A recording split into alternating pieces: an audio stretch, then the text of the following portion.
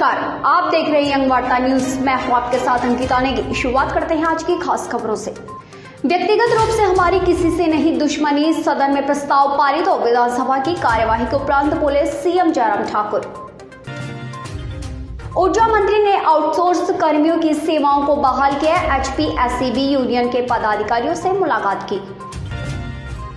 2022 में कमबैक के लिए भाजपा की तैयारियां पूरी। कश्यप बोले जयराम सरकार ने किया बेहतरीन कार्य।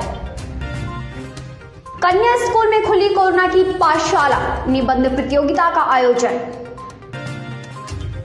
यमुना नदी के किनारे दिन रात अवैध खनन चल रहा, धड़ल्ले से विभाग कुंभकर्णी नींद में सो रहा। ग्रामीणों ने की समाधान की मांग। संयुक्त किसान मोर्चा का हुआ गठन। उत्तराखंड के डोईवाला में किसान महापंचायत का आयोजन, हजारों किसान लेंगे हिस्सा। माइंड स्पार्क संस्था द्वारा आयोजित प्रतियोगिता में विशाल ने मारी बाजी। 4000 से ज्यादा बच्चों ने लिया भाग। 23 वर्षीय युवा सैनिक की ट्रक की चपेट में आने से दर्दनाक मौत। बीमा की किश्त जमा करवाने के लिए निकला था घर से। आजादी के बाद भी हरिजन बस्ती में पीने की पाइपलाइन तक नहीं बिछी। 4 किलोमीटर पैदल चलकर लाना पड़ता है पानी।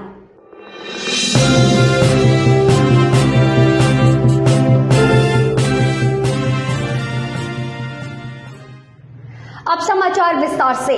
विधानसभा की कार्यवाही के बाद मीडिया से रूबरू होते हुए सीएम जयराम ठाकुर ने कहा कि सदन में बेहतर बातों पर चर्चा की जाए। सीएम जयराम ठाकुर ने कहा कि व्यक्तिगत रूप से हमारी किसी से कोई दुश्मनी नहीं है। उन्होंने कहा कि सदन में प्रस्ताव पारित हो और लोकतांत्रिक व्यवस्था को बनाए रखने के लिए पक्ष व विपक्ष हिस्सा ले। उस दृष्टि से एक पहल आज हुई है।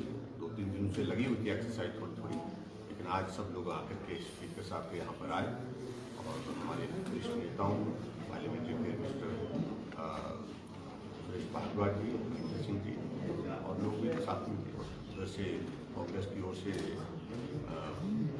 रामलाल जी, आशा कुमारी जी, सुखविंदर सिंह सुक्खू जी, जगत सिंह नेगी जी, सब प्रमुख लोग थे। रंजन पाटिल जी थे। उन्होंने कहा कि आओ खत्म करें इस बात को। वैसे भी हमारा व्यक्तिगत रूप से किसी के खिलाफ कुछ नहीं, और ना होता है ना होता। हमारी ओर से सिर्फ बात एक ही थी जिसका हमने जिक्र किया, लेकिन जब आज उन्होंने अपने बातापुल के समीप बाता नदी और यमुना नदी के किनारे दिन रात अवैध खनन धड़ल्ले से चल रहा है, जिससे नदी में कई मीटर गहरे खड्डे बन गए हैं। वहीं खनन माफियाओं को किसी प्रकार का डर नहीं है और संबंधित विभाग कुंभकर्णी नींद में सो रहा है, जिसके चलते ग्रामीणों में खासा रोष है। स्थानीय लोगों का कहना है कि पांवटा साहिब के समीप बाता नदी और यमुना नदी के किनारे पर खनन माफियाओं द्वारा प्रतिदिन रेत, बजरी व पत्थर के ट्रक भरकर जाते हैं। उन्होंने बताया कि यदि इस प्रकार के खनन माफियाओं पर अंकुश नहीं लगा तो उन्हें मजबूरन सड़कों पर उतरना पड़ेगा। वहीं डीएफओ ने बताया कि इस प्रकार के माफियाओं पर सख्त कार्यवाही अमल में लाई जाएगी। कल ही जो है कल रात में रामपुर घाट क्षेत्र में गश्त के दौरान एक और कार्रवाई की गई है, जिसमें 19,000 रुपये जुर्माना किया गया है। तो कार्रवाई लगातार चल रही है। बाकी विभागों से भी सामंजस्य बिठाया जा रहा है और जहां सूचना मिलती है या गश्त के दौरान कुछ ऐसी ऑब्जर्वेशन होती है, वहां कार्रवाई की जा रही है। सर देखने में अच्छा जी, नहीं, उस क्षेत्र में कार्रवाई की गई है और अगर जैसे आपने बताया तो इस ऑब्जर्वेशन के बाद डेफिनेटली टीम वहां भी डिप्यूट की जाएगी और वहां से जो कार्रवाई होती है उसके बारे में आपको इत्तला करेंगे।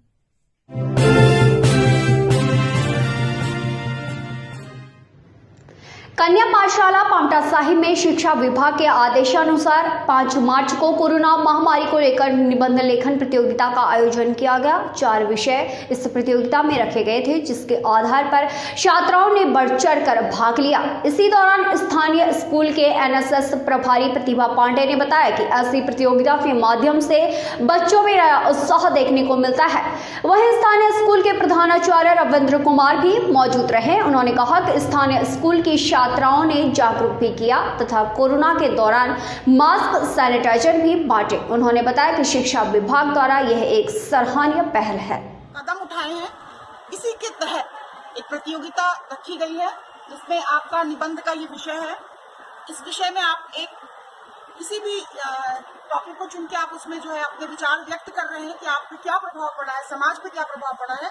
तो मैं महामारी जिसने हमारे देश क्या पूरे विश्व को एक बहुत बड़ा झटका दिया और काफी हम लोग पिछड़े भी हैं इसमें, लेकिन मुझे खुशी इस बात की है कि हमारी एनएसएस की छात्राएं और स्काउट एंड गाइड की जो हमारे वॉलंटियर्स रहे हैं, जो स्काउट्स रहे हैं, गाइड्स रही हैं, उन्होंने। मिलते हैं एक छोटे से ब्रेक के बाद।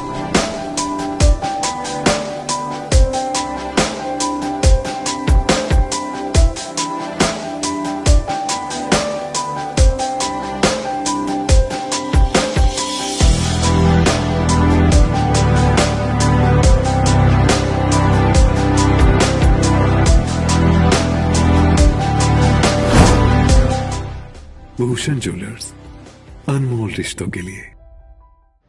ब्रेक के बाद स्वागत है। नकराना पंचायत की हरिजन बस्ती के लोगों को पीने का पानी का एकमात्र स्रोत बावड़ी है। ग्रामीणों का कहना है कि आजादी के इतने वर्ष बीत जाने के बाद भी पाइपलाइन तो बिछा दी गई है, लेकिन एक बूंद पानी तक नहीं आती है। जहां ग्रामीणों को गर्मी के मौसम में गोविंद सागर झील से 3 से 4 किलोमीटर पैदल चलकर पीने का पानी ढूंढना पड़ रहा है।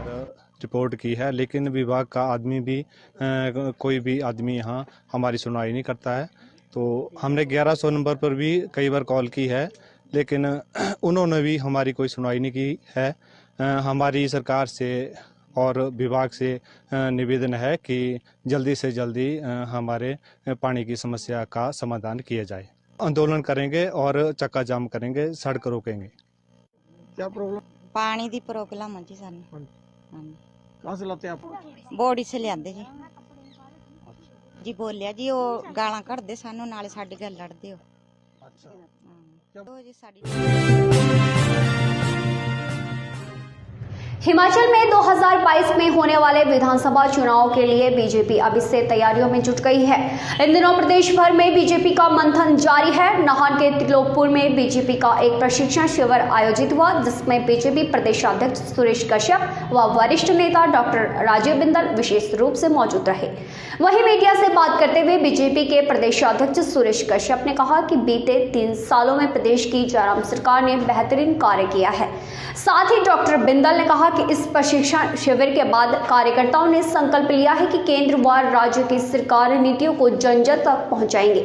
कराती रहती है और पूरे प्रदेश भर में पहले हमारे प्रदेश के प्रशिक्षण वर्ग हुए, उसके बाद संसदीय क्षेत्र वाइज हुए और अभी हर मंडल के हमारे प्रशिक्षण वर्ग हो रहे हैं। निश्चित रूप से पूरे प्रदेश भर में 3 वर्ष के कार्यकाल के दौरान हमारी सरकार ने बहुत बेहतरीन काम किया है और उसी का नतीजा रहा कि हम पंचायती राज और स्थानीय निकाय चुनाव में वर्ग में भारतीय जनता पार्टी के कार्यकर्ताओं ने ये संकल्प लिया कि जो गरीब कल्याण की योजनाएं हैं, जो घर घर तक रसोई गैस का सिलेंडर पहुंचाना, गरीबों को मुफ्त चिकित्सा सहायता पहुंचाना, घर घर में नल पहुंचाना, नल से जल पहुंचाना, अनेक सेवा के कार्य जो पार्टी ने किए हैं। विश्राम गृह पांवटा साहिब में शुक्रवार को किसान मोर्चा सभा की बैठक का आयोजन किया गया, जिसमें विभिन्न क्षेत्रों के किसानों ने अपनी भागीदारी सुनिश्चित की।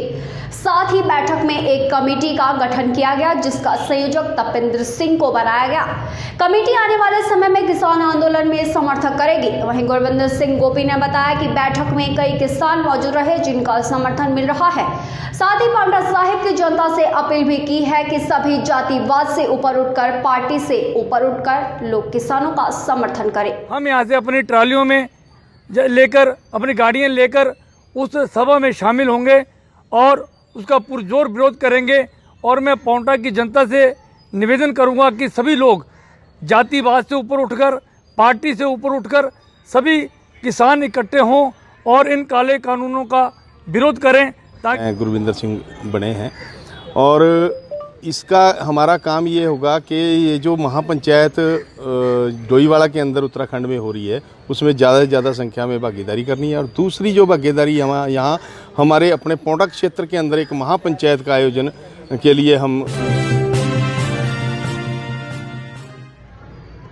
संगड़ा खंड स्रोत समन्वय केंद्र के पदाधिकारियों ने एक दिवसीय प्रशिक्षण शिविर का आयोजन किया। इस दौरान प्रबंधन समिति सदस्यों को नई शिक्षा नीति व उद्देश्यों की जानकारी विस्तार से दी गई। इस प्रशिक्षण शिविर में संगड़ा ग्रामीण प्रधान व स्थानीय लोगों सहित ग्रामीण शिक्षक भी उपस्थित रहे। ये बैठकें अब हमारी नियमित रूप से शुरू हो गई हैं, तो उसमें आज हम हर घर पाठशाला, व्हाट्सएप क्विज और जो हमारी नियमित गतिविधियां हैं, जैसे कि सभी विद्यालयों में जो भी निर्माण कार्य चले हुए हैं, रिपेयर कार्य चले हुए हैं, और एक बहुत महत्वपूर्ण कार्य है कि राष्ट्रीय शिक्षा नीति पर सभी अभिभावकों से, सभी विद्यार्थियों से और सभी विद्यालय प्रमुखों से बातचीत होनी है। तो उसके बारे में भी आज चर्चा परिचर्चा की जाएगी और सभी विद्यालयों को जो अभी कोरोना काल के बाद नई समस्याएं आ रही हैं, उन समस्याओं को सुलझाने। देश प्रदेश की तमाम बड़ी खबरों के लिए यंग वार्ता न्यूज के फेसबुक पेज, इंस्टाग्राम और यूट्यूब चैनल को फॉलो और सब्सक्राइब करें। साथ ही खबरों के लिए www.yangwartanews.com पर संपर्क करें। आज के लिए फिलहाल इतना ही।